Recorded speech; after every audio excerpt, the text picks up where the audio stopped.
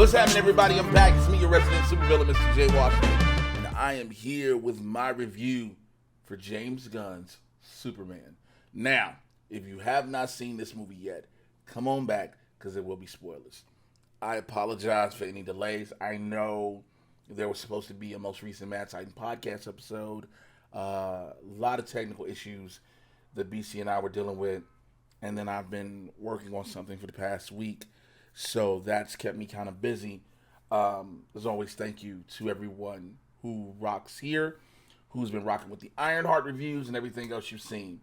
Now, let's just get straight into it. My overall thoughts on the movie. First off, I am pissed. I didn't go to a pre-screening of this. Now, James Gunn did one screening on the Warner Brothers lot, and then there was the Amazon Prime member screening. Couldn't go to that one because I was working. But I say it all jokingly. I actually enjoyed this. It is a fun film. It is very much a comic book movie in the style of James Gunn. James Gunn took a comic book character like Superman and embraced its cheesiness at times and the cheesiness and the fun of the character while having, time to explain the heart and the humanity of Superman. And I say it that way because Superman is, say it with me, boys and girls, an alien, right? So you're probably wondering, Jay, are you going to get into all this debate that people have been having online, especially all these MAGA idiots, about Superman being too woke? I don't know if it's going to be a debate or more so me just straight up saying, y'all sound like fucking idiots. To sit there and say that the movie about a character who is a fucking immigrant, who is a refugee, who is an alien from another fucking planet, is too pro-immigrant. You're a fucking moron. There is no other way to put it. You're a moron. You want to try to entangle all these weird-ass, ass-backwards political ideologies into something that does not exist. Superman's character has always been about him being an immigrant. What the fuck are y'all talking about? A lot of you all's racism is wrapped up in patriotism, and it's ridiculous.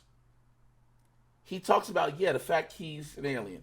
Lex Luthor has always talked about he's an alien. Why do you all love him so much? And it's why Luthor runs for president in the comics.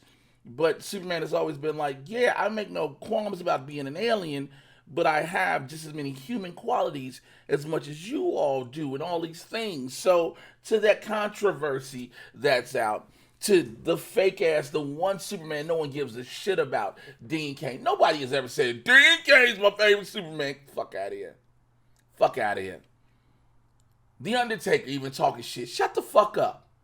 Bro, you were best as the dead man when we never heard you speak. Being Mark Calloway has become one of the worst things possible. To all of the coons out there going, see, here we go. It's so comic booky-ish. It's a comic book movie, you moron. What are we talking about here?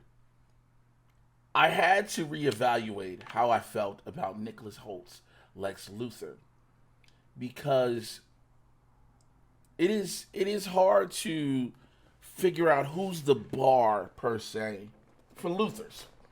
Now, some people love the Gene Hackman version.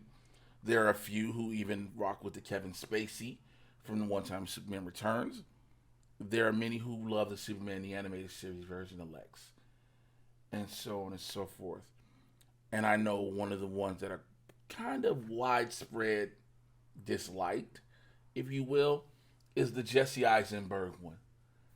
And for a hot second, I'll admit, I felt like this Luthor was similar to the Jesse Eisenberg thing.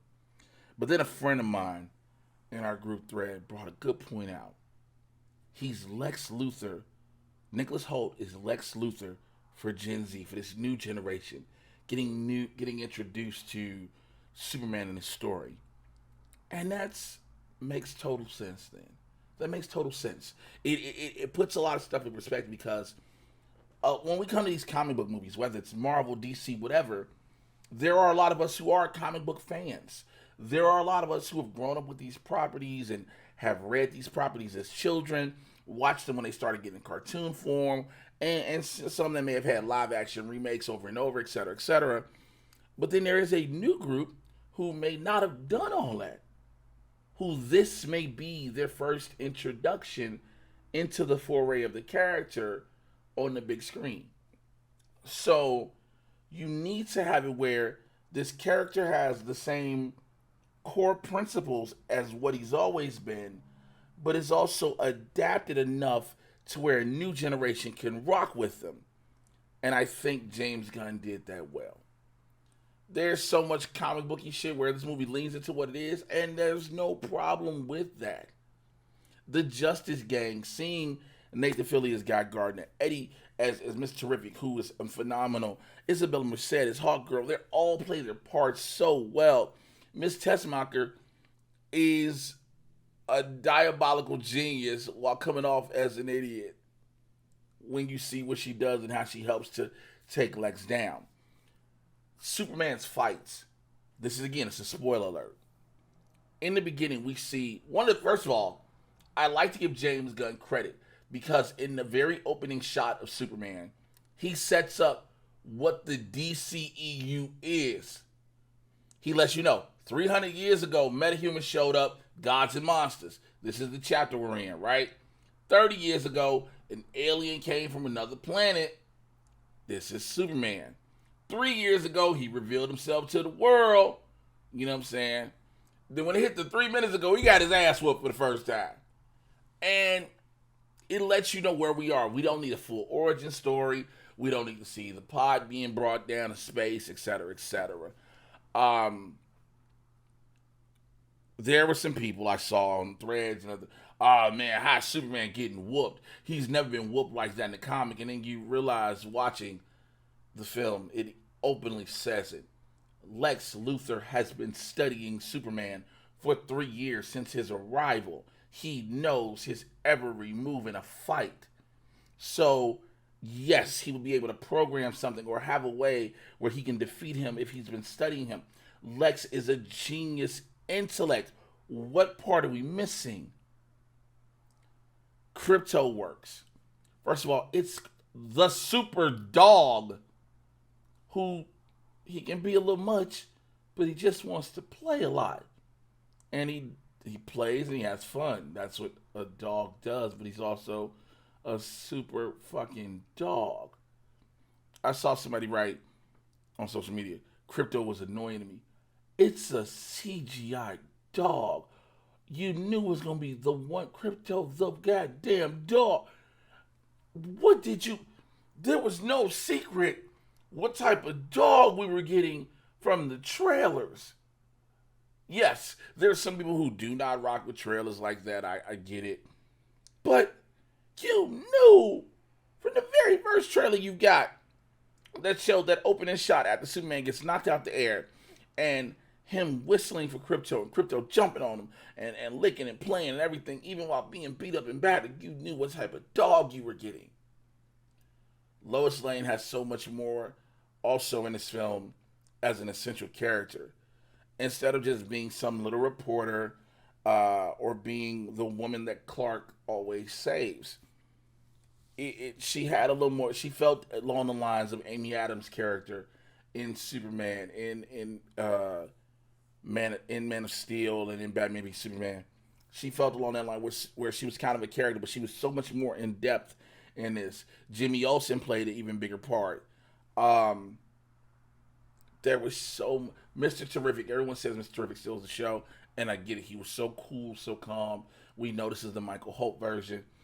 Shouts out to the homie Echo Callum, who played Mr. Terrific in Arrow. He was a different... He was Curtis Holt, I think, in that one. But this is... Everything played its part the way it should have. Now, do I agree that some of the dialogue is a little too long? Yes.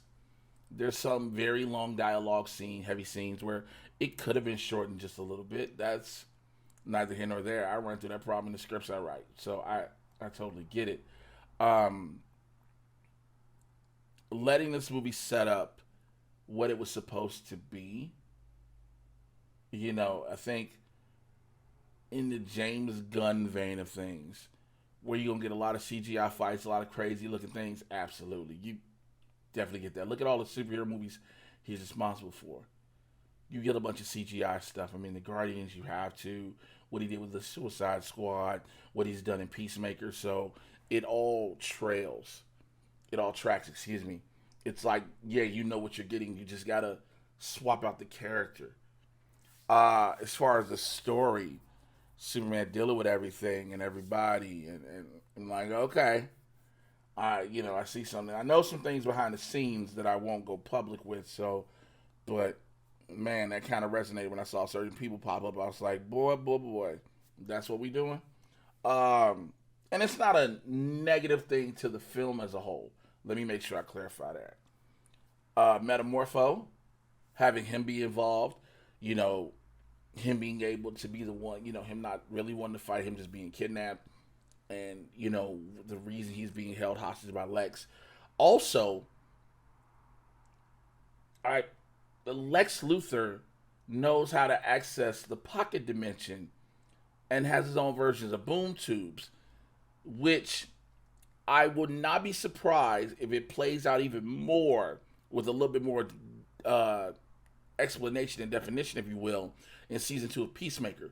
Because if you saw the trailer and if you've seen season 1 of Peacemaker, the Peacemaker's equipment, everything that his father had for him, was stored in a quantum garage, a little quantum pocket garage.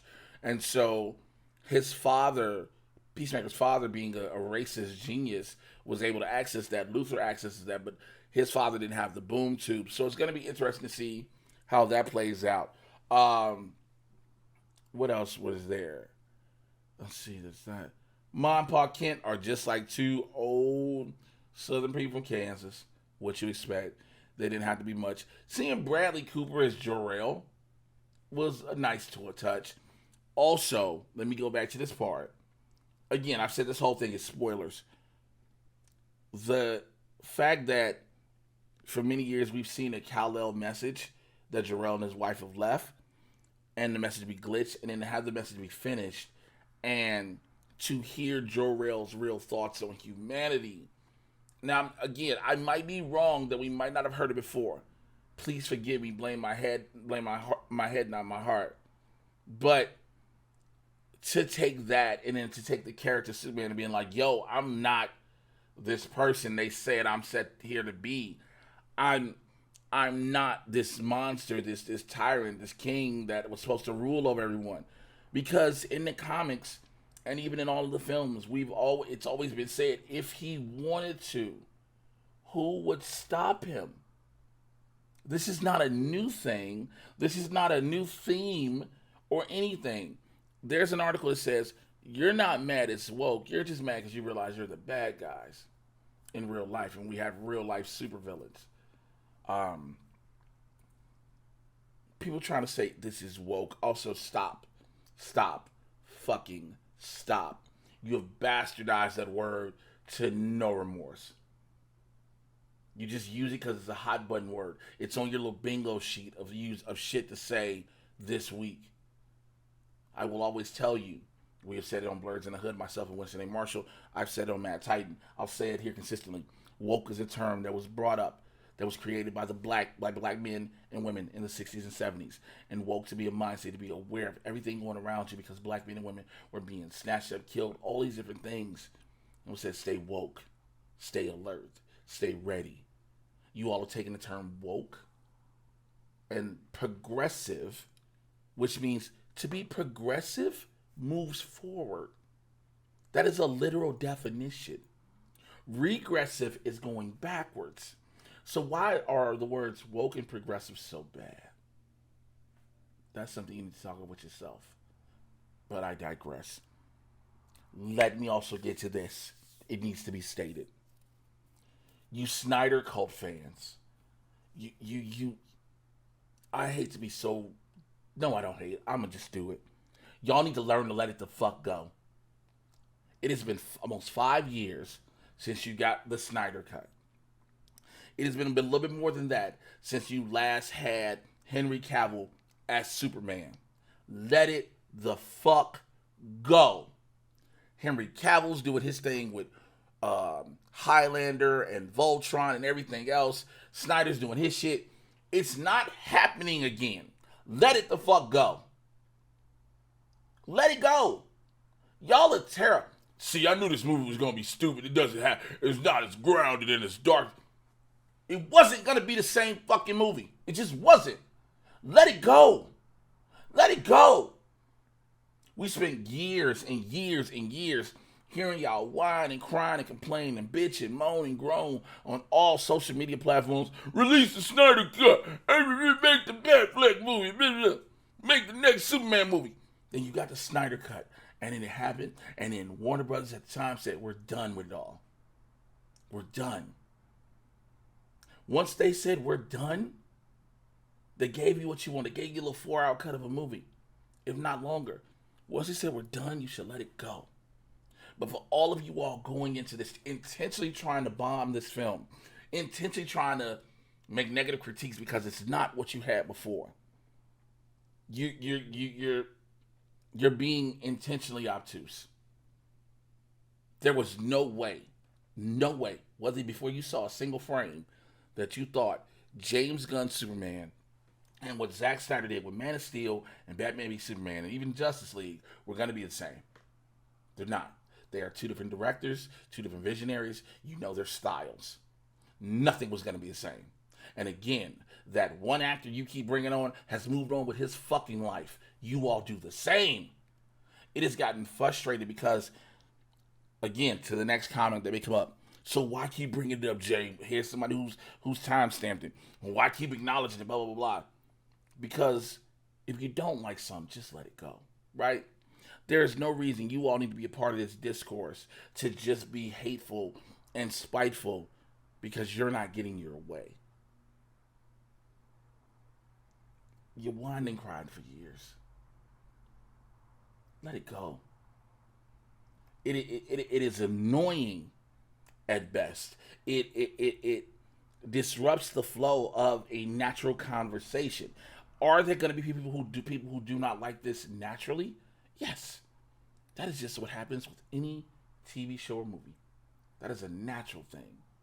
But for the Snyder cultists, your only reason is because it's not from the dude who you keep sucking on his dick. He just lets you you send a $10 donation or whatever, and you got, I'm an associate producer, it's in my bio. Shut the fuck up.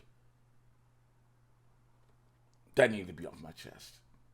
I'm not going to be one of these other reviewers that are going to try to go through all these technical and meticulous things. I'm going to tell you what's on my head and my heart with this. And again, I had fun with the movie. And I was one of those people that was like, I'm not sure you should start out with it. This movie needs to crack a bill. This movie has to come out the gate swinging.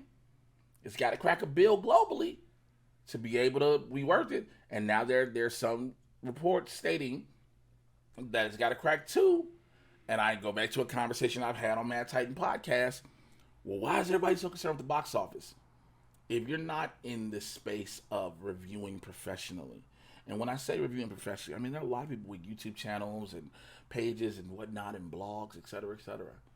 I'm talking about those of us who are, this is what we get paid to do, our critiques and all these different things like that. If you're a regular consumer, basically, if you're just a regular moviegoer, it shouldn't concern you about the box office because it's not going to affect you one way or another. It is a great discussion point for a lot of us in this industry. For someone like myself, also outside of the review game, the pundit part, into the acting element, yeah, you want to know something doing good. So you're like, yo, there's going to be more work come down the pipeline. Not even just more projects, more work.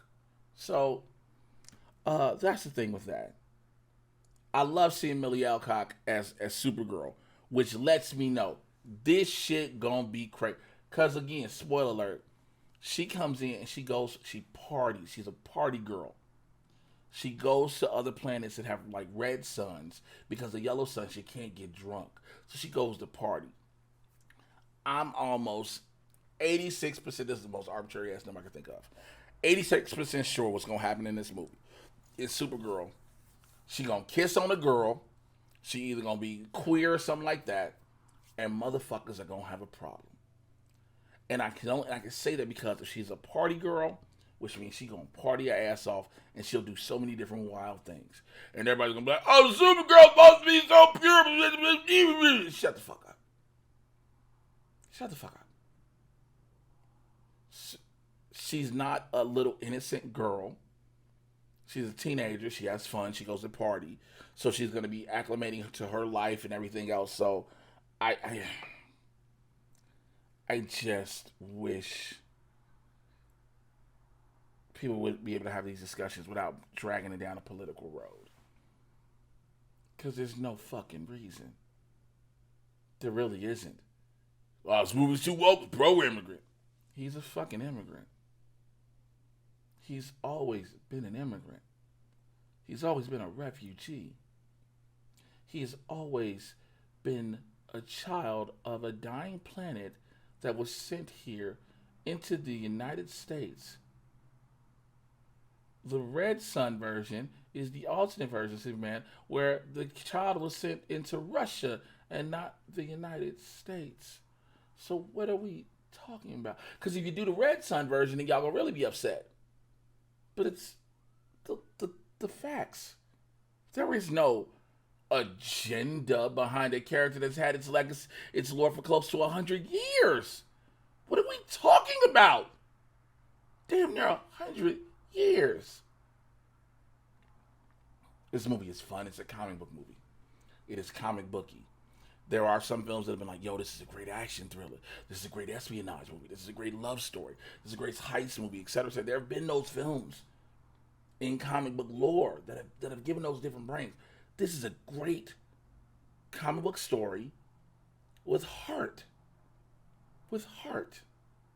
All right? Now, I've said a lot in over 20-some odd minutes. And I know for a fact, in over 20-something odd minutes, I've gotten some people in their feelings. But what I want you to do, before you type some long-ass soliloquy out, before you try to dismiss and try to argue with me about a point that's quite irrelevant, ask yourself, is he going to read the first 2 lines of this and then delete the shit out of this? Because if so, then you just type for nothing. I'll have a discussion with you. Absolutely. I might even have a mini debate with you. But I am not going to hear stupidity. I'm not. Please don't come in these comments. Well, why you got to be talking about everybody else's fans? We really believe it. Because you won't let it the fuck go. Let it go. It's been 5 years. It's not happening. Move on. As I like to say it the best way I can, because if I say other words, I'll be banned off platforms. Go touch grass. Leave your comments down below. Keep it civil, all right? Civil discourse. This is a comic book movie. Comic book movie. Like the video, share it, subscribe to the channel, please. Everyone who is subscribed, I thank you so much. We'll be putting more reviews, more reaction shorts, all these different things are coming up soon. If you want to send a super thanks, please, you can send that. I very much appreciate it. The link to the GoFundMe while I'm recovering for a little bit, and I'm still working, so this is offsetting until I get paid from that. All that's in the bio. Instagram, Threads, Facebook, TikTok, all those places. Mr. J Washington, MRJAY. You should know how to spell Washington. Mad Titan Podcast. We're going to get an episode together. We're going to drop that joint for sure. That's going to come out. Yeah. If you're in Los Angeles, California, my birthday show, we're doing it at the legendary, the world famous Comedy Store, Sunday, August 24th, 7 p.m. I've got Malcolm Barrett from The Boys, Average Joe, Timeless, and so much more. Dave Heller from Comedy Central, one of the writers of Raven's House, Rap Shit, is so much more. Lori Douglas from Netflix is a Joke, and from Comedy Central, The Great North on Fox, The Daily Show, and I love her to death. She's my sister, Dulce Sloan.